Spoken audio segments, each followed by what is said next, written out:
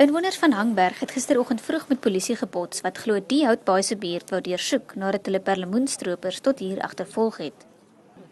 Hangberg inwoners beweer die konflik, waar tydens bande aan die brand gesteek is en die polisie glo ook met klippe bestook is, het eers ontstaan nadat polisielede mense onnodig hardhandig hanteer het en selfs skote afgevuur het. Listen what I'm saying.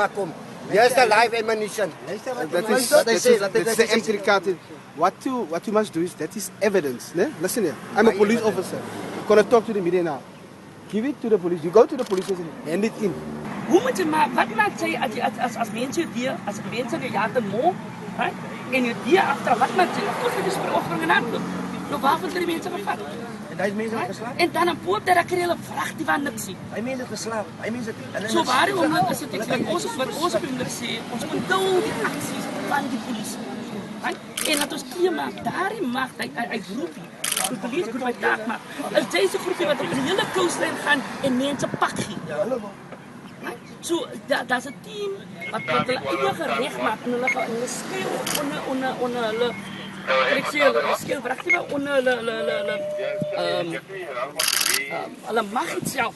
Vanoggend so ongeveer 8 uur het ons polisielede inligting opgevolg rakende onwettige perlemoenstropery.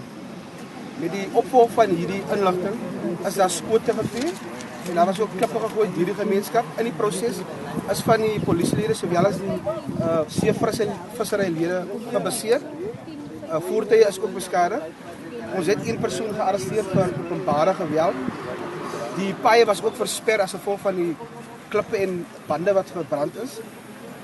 Op hierdie stadium het ons ook gemeenskaplede wat ons help in die proses om met die gemeenskap te gesels sodat die polisie kan voortgaan in die gebiede met gewone polisie heuringswerk, as ook om op te volg rakende die inligting van onwettige persone in die area.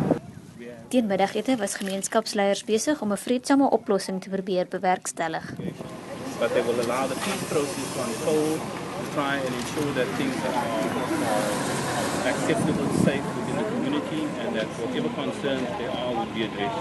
And on the basis of that, there is an agreement the police will now withdraw until such time there is a need for them to get back into the community and assist.